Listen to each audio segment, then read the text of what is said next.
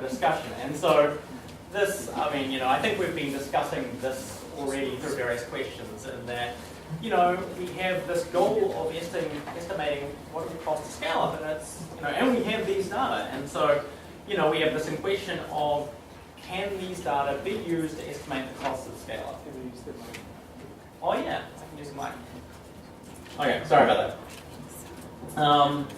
And so, so this is essentially what we want to know. We want, we have sort of potentially some estimate of what individual sites, where they're at in terms of total coverage. We certainly have much better estimates of where countries are at whole in terms of total coverage, and we want to know sort of how marginal costs will change as we increase coverage. And so, it may not seem like this, but I actually created this diagram by hand. And so this is some crude impressions about generally what we should expect. And so if you go from a site at sort of very low levels of coverage, we should expect some large economies of scale as that site gets slightly larger.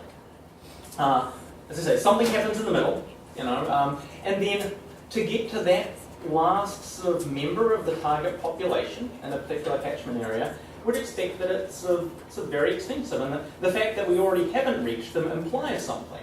It implies that either they live further from the site, or there are other reasons why they're less amenable to be included in the program. And so we should expect to see, as you get the marginal cost, as you increment along this horizontal scale, the marginal cost should go up. Now, just naively from the results of this study, what do we see? And so this is the graph shown before with the average cost curve. And you could say, well, we see that first part, we see, the declining costs at startup, but they just trail off here. And obviously part of this is here we're not looking at coverage, we're looking at total doses, which is very different, and that we sort of wanted, we wanted to look at total, at coverage levels, but we found that hard in this study. But if we just were to take those results and calculate out the marginal cost, this is what you'd see. And you could have told that from the last slide, which is high marginal costs early on, dropping much lower sort of after sites reach a certain coverage level. But really don't want to use these marginal cost estimates and sort of think that they sort of mean something in the real world, just because they suggest we have very low marginal costs of scaling up, which I don't think is true. And I'll sort of talk about why. And so, as I said, we're really interested in coverage here. And so the rising marginal cost is due to the difficulties of reaching higher coverage. Then that model I just showed you is misspecified. We don't have coverage in that model. Now, as I mentioned, we did have an indicator of coverage for each site from sort of all the sort of country level data collection. And this is just now pooling all the sites together. This is a histogram of those coverage values. And so you would think that by construction, coverage should lie between 0 and 100%. Yet, there's about 20% of sites where we see a value of 100%. And this is, I think this is around 400%. And I don't think this is mismeasurement of service delivery volume. Well, obviously there can be something there. It's what that's being divided by. And so, for a site, it's very hard to know what the size of the catchment population is. Those might be based on censuses, which are now many years old, or other methods to try and estimate that catchment, which would if they underestimate the total number of infants who might are available to be immunized, you could get a number that falls a long way above 100%. But so we've got this variable which probably captures coverage in some way, but there's a lot of measurement error there. There's signal and there's noise. And so one way to react is to say, well, we need to go out and get better coverage estimates. But but then conduct the study as shown. But I think even if we did that, there'd be this reason to doubt that causal interpretation. That causal interpretation being that I have a regression coefficient for coverage, and I'll just change that variable and see what happens to my costs. And so that would be how you'd be interpreting it causally. And so one way to think about this is to think about, is coverage randomly allocated, conditional on all the other covariates in the model?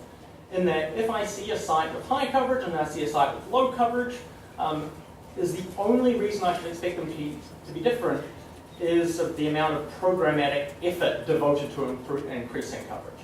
And I don't think that's true, in that those sites with higher coverage will reflect differences in the sort of programmatic efforts to improve coverage, but they'll also reflect differences in other contextual factors that support higher coverage. And so this might be how dispersed the population is in an area, how sort of, the ease of transportation in that locality, how amenable the local population is to getting immunization, and all these things. Like, part of that will be picked up in the other sort of regression coefficient and the regression predictors, but a lot of it won't. And so we're going to sort of, the thing we'd like to sort of pull out of the regression is this number one, but in the end, our regression coefficient for coverage, if we were to calculate it, would reflect both of them together.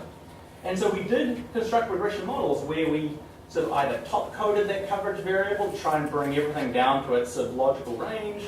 We developed a formal measurement error model where we, again said that coverage must fall within this range, and let's predict it based on the data we have available.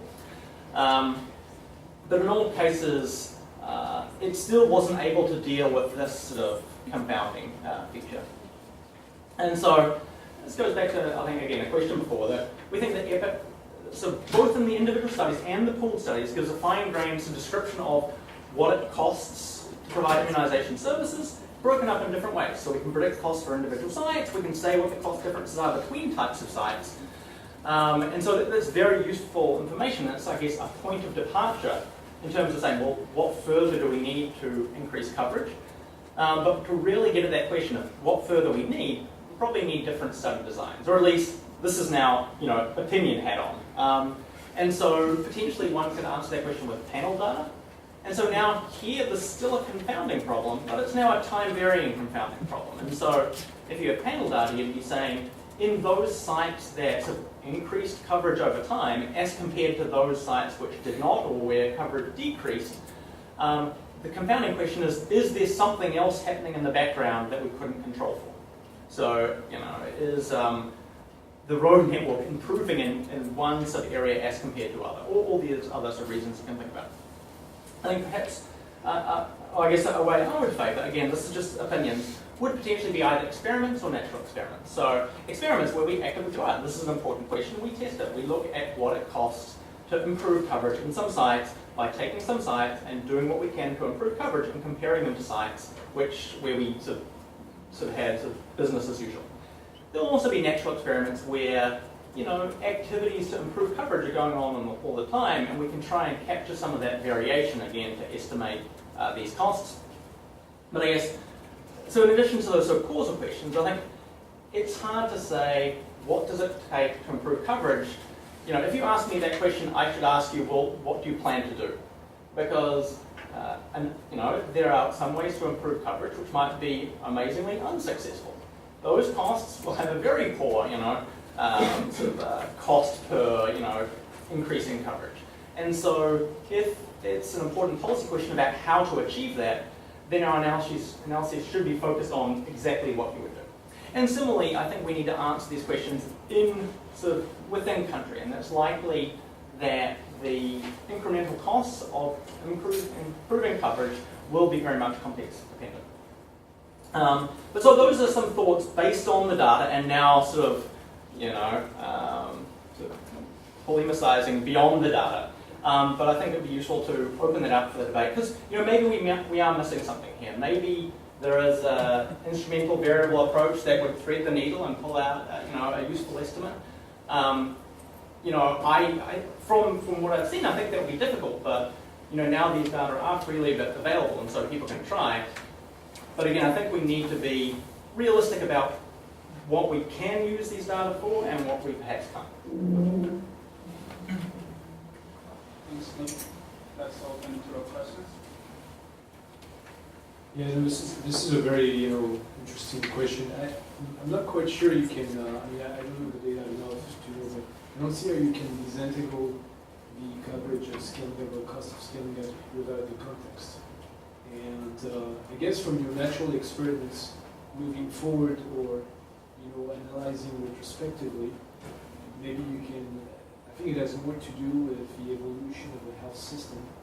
How, and that's Mead's point, which from a policy location, if you look at, the countries are building a lot of stuff very fast, and maybe you can learn from the evolution of health posts, where they are, different levels of facilities, perhaps, even, I don't know, test, sort of time series on which you populate some of the things with your value. And then prospectively, it'd be really interesting to, you have different countries with different health systems to prospectively look at the evolution of their, where do they, put the facilities, as well as the mix between the campaigns versus the facilities. The other question, I think, which is very important, is if we look at the U shape, it probably looks bad from cost, but from cost effectiveness, it's not clear actually if it's a U shape. It might be that it's flattening because the effectiveness or your return on getting the last mile, where you have a lot of concentration of vaccine-preventable diseases, might be much more effective. No, I don't know. It's a ratio. So in the meantime, trying to, which is another sort of estimation, trying to get at this would be interesting. Yeah, so for your first comment, I would completely agree. I think you start to mention country-level variables, and it's important to think what that takes on. And so that now takes on the idea that we're trying to identify things based on differences between countries. And so if that's the plan, then we need probably more countries. But certainly I think it would be a very interesting sort of way to take this. And at the same time, so it's a panel at both the site and the country level. For your second point, good point. I completely agree. And so, and obviously, these are infectious diseases, so you also get into the sort of herd immunity effects. And so in the end, we, decreasing costs is not our objective. It's improving health. And so, as we consider what to do, it needs to build in the incremental improvement in health that will be generated by those efforts. And we may want to weight the outcomes achieved by the most disadvantaged more, which might be those at the very end of the road. Any other questions? And I should say this is definitely intended as a discussion. So if others want to respond, because I don't think, as a presenter, I don't think we have the full answer here, but it's certainly useful for us all to discuss. Thanks very much for the discussion, and I think it's very interesting. From a programmatic perspective, I work at JSI, and we have done a few years back the ARISE studies in 3 countries, one of which is Ghana, which is part of your study group. And that was more of a qualitative sort of analysis of what does it take for a particular district to go from from one level of coverage to a higher level of coverage. And we were intentionally looking at ones that had succeeded over those years. So I think some juxtaposition, maybe Ghana being a case scenario, would be interesting to compare to see how they managed to do that. A lot of it had to do, not surprisingly, with program quality issues. Review meetings, consistent supervision, staff in place, outreach happening according to schedule, et cetera. But I think that would be interesting to look at in comparison purposes, and maybe applying some of that ARISE methodology to some of these other studies. The Gates Foundation funded that work, so certainly the learnings are there. I also had a question for you on the challenges that you faced in being able to have the reliability of your outreach data. Because oftentimes there's inconsistency and lack of standardization in the way those data are collected. And that includes then not having necessarily predictable denominators because it's based on growth rate percentages and allocated over, the most recent census data over a maybe 10 or 5-year trajectory. So I was curious how much that factors into your ability to be able to rely on the outreach data that you have for some of the predictability.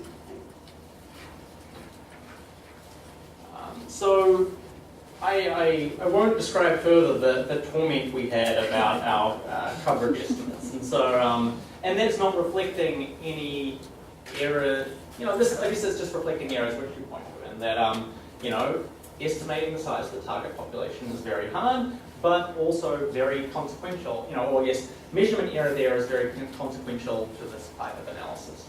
As to your first point about the ARISE studies, yes, I completely agree. And so it's useful, given that this is both important and very hard to get at, I think it is useful to look at the other sort of analyses that are available. Thanks. So, more questions? So, I think this is really good because when you present the average cost curves and it looks like, boy, at large scale, these are really, really cheap. So the policy maker might jump to the conclusion that expanding coverage is really, really cheap. So I think that your discussion here is right on mark. I want to go back to the point I made before, which is that you might be able to use the cost functions to predict the average cost of new facilities that were constructed. To do that, you'd have to do geospatial analysis. So the question is, are there any holes in the map for a given country where if you put a vaccination facility, it would automatically, because of the catchment area around that location, have a certain dosage that you could predict in advance. Now, one of the reasons why you can't just use those really, really low-cost, very large-scale facilities to predict is all those opportunities are probably already used up in any given country. There are no large population centers where you can give 10,000 doses a month anymore because they're all used up. But there might be pockets, as you said yourself, pockets of marginalized people who could benefit from having small facilities. And I would suggest that taking a map, finding those places where you have underserved people, overlaying the census on the map, and then using your cost function to predict what it's going to cost to serve those people will be an effective approach to costing and coverage uptake. Yeah, no, I agree. And I'd actually like to use your comment as an example of why this event is great, and that I think these data are, in large part hypothesis generated. We can look at these data and see trends which raise questions. Now, whether those, so that question is whether the approach you described is something we could do. Here we have, people from countries where, there might be reasons why that would work or might be reasons why it wouldn't work, and so we can try and I guess this is a forum to bounce those different ideas off each other.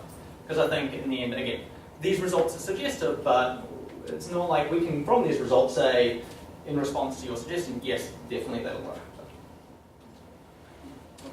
One more question? Thank you. Okay, thanks. Nick, you mentioned that in response to a question that our objective is not to reduce costs but to improve health. But certainly we are not working in an unlimited resource environment, and reduction or at least cost efficiencies are really critical to either maintaining service levels or improving service levels at the least cost possible. So I'm wondering if you could talk a little bit about how your results and how the studies can inform some perhaps resource investments, or how we might be able to increase cost efficiencies in our program efforts, or can they, or should we be looking at that? Yeah, and so good point. And so to quickly reframe, so we are interested in improving health, and so one of the ways to do that is to do things more efficiently. Then we can spend the money on increasing coverage. But it's useful not to misinterpret that. And say some of the best way to lower the the average cost would be to close some facilities, find those that had the highest cost per dose and close them. And obviously that's something we would not be looking at, because again, we're not just looking to lower the average cost, but obviously you're right, we're also looking to do those two things together. And so from this, the question about what's the take home? And so part of that is so what I said before, in terms of ability to predict costs and say what different types of facility, how different types of facilities differ, and in that way plan for the future. Part of your question was also on efficiency, which I will pivot to in the next presentation, where although there will be a same flavor in my response there, in that we can learn suggestive things from this study, but then it will be so really back to the countries about how to use that to improve efficiency, and that to sort of cut to something I'll say in 10 slides time, the difference in the sort of efficiency statistics between the lowest efficiency site and the highest efficiency site isn't something you can kind of get by going to that site and changing stuff necessarily. Like there might be some structural reasons why that, so one site is more or less efficient than another. And also programmatic efforts to improve efficiency themselves have costs. And so obviously we need to optimize over everything. Thanks, Nate. That's